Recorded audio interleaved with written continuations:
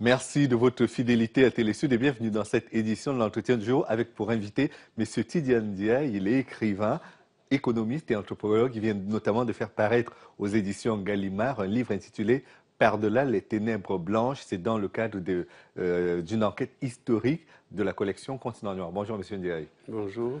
C'est un livre, une enquête historique, je le disais, et elle porte sur l'Afrique du Sud qui a accueilli la Coupe du Monde en 2010, mais sur laquelle vous avez encore beaucoup de choses à nous dire. Effectivement, puisque la plupart des gens, en principe, assimilent l'histoire, ou résument même l'histoire de l'Afrique du Sud, l'histoire de ce pays, à Mandela, l'apartheid, etc., alors qu'il y a un passé extrêmement riche.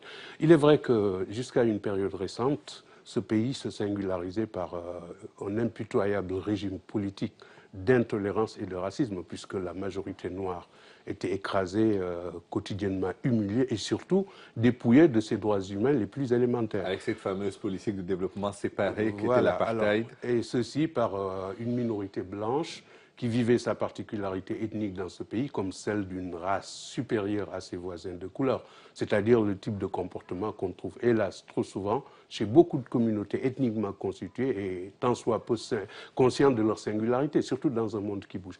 Mais ce qu'il faut dire, c'est que l'originalité de cette configuration ethnosociale sud-africaine est que ces Blancs n'étaient pas des colons au sens classique, c'est-à-dire comme les Britanniques en Inde ou les Français en Algérie.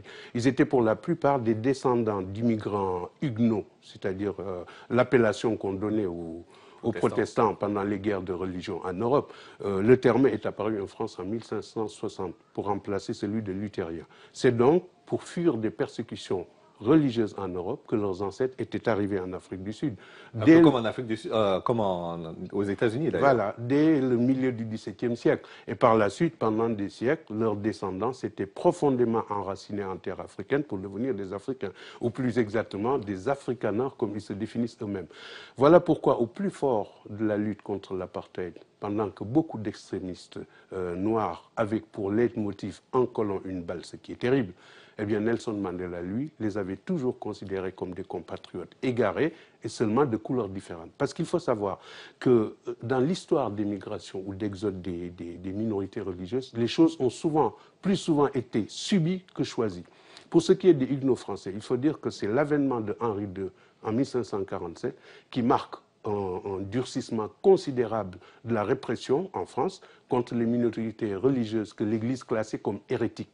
Contrairement à François Ier, Henri II, lui, était fermement décidé à éradiquer toute forme de rébellion au dogme de l'Église catholique romaine. Comme il accusait les protestants d'être à la fois ennemis de l'État et de l'Église, ces damnés de la terre européenne allaient subir une longue période de persécution jusqu'au massacre de la Saint-Barthélemy, avec l'assassinat de leur principal défenseur. Je parle de l'amiral Gaspard de Coligny en août 1572 sous le règne de Charles IX. Comme on sait, il a fallu attendre plus de 20 ans après pour que Henri IV promulgue l'édit de Nantes qui reconnaissait enfin aux Huguenots les mêmes droits religieux que les autres. Mais ce n'était qu'une trêve parce que Louis XIV, comme on sait, allait révoquer l'édit de Nantes, ce qui rendait tout à fait illégale toute pratique du protestantisme sur l'ensemble du territoire français. Cela devait entraîner l'exode, le départ en exil de plus de 300 000 d'entre eux. C'est à partir de cette époque-là qu'ils commenceront à arriver progressivement en Afrique du Sud jusqu'à constituer avec leurs descendants. Et pourquoi l'Afrique du Sud?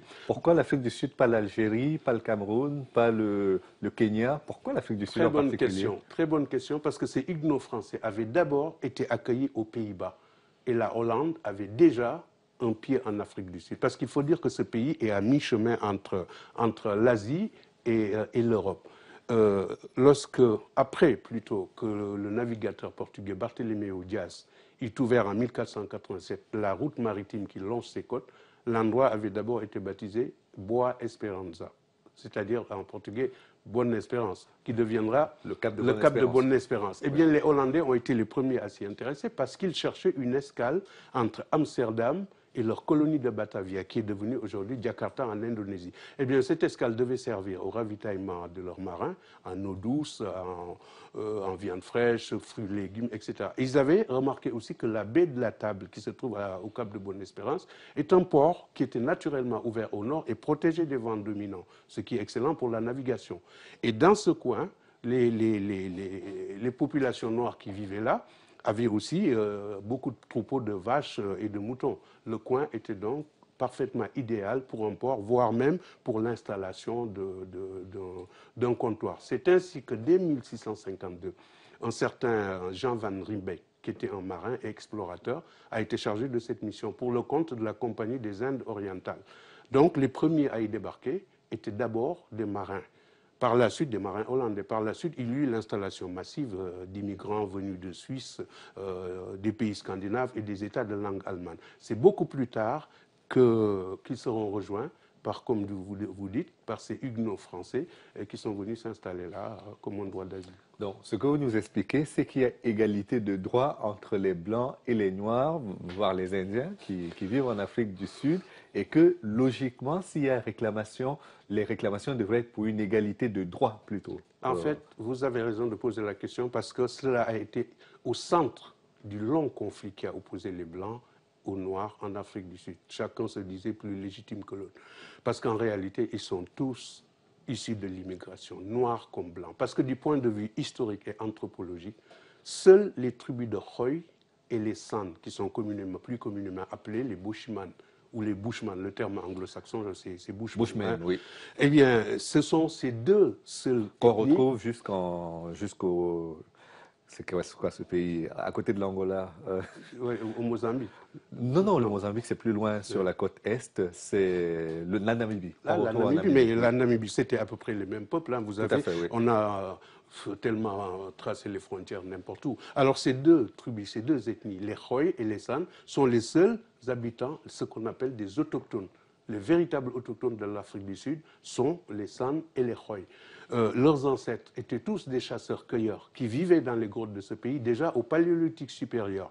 Leur culture reste, avec celle des aborigènes d'Australie, l'une des plus vieilles au monde.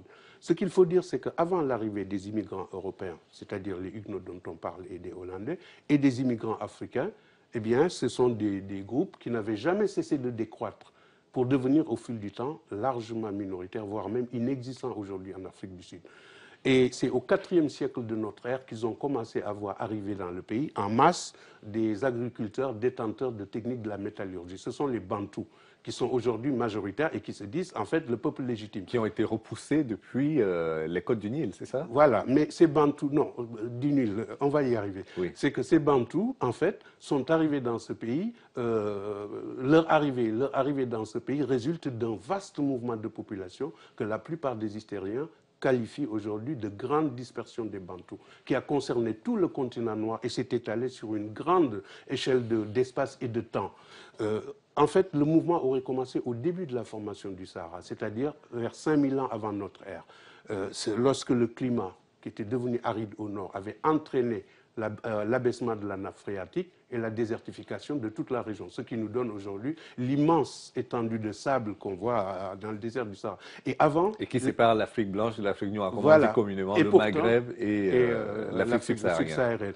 Mais avant cette désertification, les ancêtres des Bantous vivaient dans une région du Haut-Nil, qui était comprise entre les 17e et les 21e parallèles. Ils formaient une partie des populations des royaumes de Kouch, de Napata et de Méroé. C'est de cela que vous faisiez allusion tout à l'heure. Oui. Donc, c'est après la désertification de la région et la perte de leurs terres fertiles que ces Bantous ont entamé ce long voyage, cette longue marche qui les a menés jusqu'en Afrique du Sud. Il faut dire qu'une parfaite maîtrise de l'usage du fer pendant des siècles, de longs siècles, et des armes forgées de ce métal leur conféraient aussi une supériorité écrasante sur la plupart des tribus qu'ils allaient rencontrer en termes de stratégie militaire et d'art du combat. Exact. C'est ainsi que dès leur arrivée en Afrique du Sud, ces Bantous ont bousculé les Khoy et les San pour s'emparer de leur pâturage, tandis que d'autres continuaient encore, jusqu'au XVIIe siècle, à emprunter le couloir côtier qui longe l'océan Indien pour aller se fixer ailleurs. Vous parlez de légitimité, le problème est parti de là. Parce que c'est à ce moment-là qu'ils ont arrêté leur marche. Parce que d'après certaines sources sud-africaines, les Bantous ont arrêté leur progression à la rencontre d'étranges voyageurs blancs. Eh bien, en fait, ces voyageurs blancs, c'était les Hollandais installés par la Compagnie des Indes orientales et les Huguenots français dont on parlait. C'est une confusion qui a fait croire à ces immigrants européens qu'ils avaient pu être les premiers occupants du pays, ce qui est faux.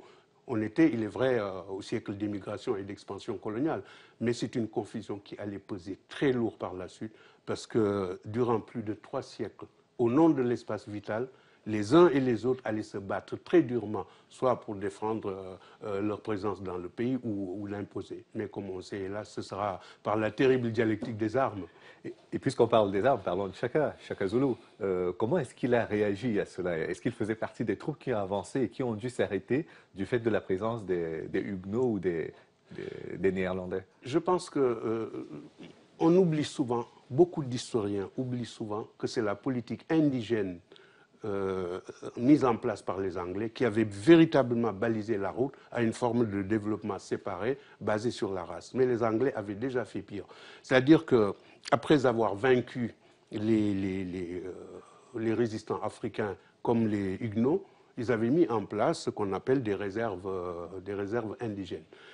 Mais Shaka avait prévu tout ça. C'est-à-dire que face au bouleversement apporté par l'arrivée, du moins provoqué par l'arrivée des premiers immigrants européens et puis la colonisation britannique, il avait réussi à réunifier, contrairement à beaucoup de grands géants africains du 19e siècle, il avait réussi à réunifier la plupart des peuples bantouphones et mis sur pied une armée redoutable qui devait résister non seulement à la menace bourg, mais aussi à toute tentative d'occupation de son pays. C'était ça, en fait, le rôle de Shaka Zulu, qui, contrairement à ce que beaucoup pensent, n'a jamais affronté les Anglais. Il les a obligés, au contraire, son organisation impressionnante avait obligé la grande armée de l'Angleterre à rester arme au pied. C'est longtemps après la mort de Shaka qu'ils ont eu le courage réellement d'attaquer les Zoulous. La suite, on connaît. Ça a été la bataille de Isandlwana où l'armée britannique a été humiliée, Il nous reste moins de 30 secondes, mais j'aimerais que vous parliez un peu de cette bataille, ne serait-ce qu'en 10 secondes pour nos téléspectateurs, parce que vous aviez une technique de guerre, vous parliez de cette technique de guerre. Shaka avait mis en place ce qu'on appelle la technique de la tête de buffle. La tête de buffle, c'est le crâne et les cornes. Les cornes étaient constituées de guerriers, de jeunes guerriers âgés de moins de 25 ans, qui étaient très agiles. Leur objectif, c'était de toujours rabattre l'ennemi vers le centre. Et peu importe le nombre de guerriers zoulous tombés pour la nation. Et une fois que l'armée ennemie entre en contact avec le crâne du buffle, c'est qu'il était submergé. Et c'est ce qui s'est passé à Isandlwana, où l'armée anglaise a été écrasée et laissé 1200 morts sur le champ de bataille. La première défaite la plus humiliante de l'histoire militaire de la Grande-Bretagne. Merci beaucoup, M. Tidiane Diaye. Je rappelle que vous êtes écrivain. Vous venez de publier Par-delà les ténèbres blanches aux éditions Gallimard. C'est une enquête historique sur l'Afrique du Sud qui est parue dans la collection des continents noirs. Et je rappelle donc que ce livre est disponible aux éditions Gallimard. Merci encore d'être venu. Merci à vous également d'avoir suivi cette émission jusqu'à son terme. Rendez-vous demain pour une autre édition de l'entretien du jour. À bientôt.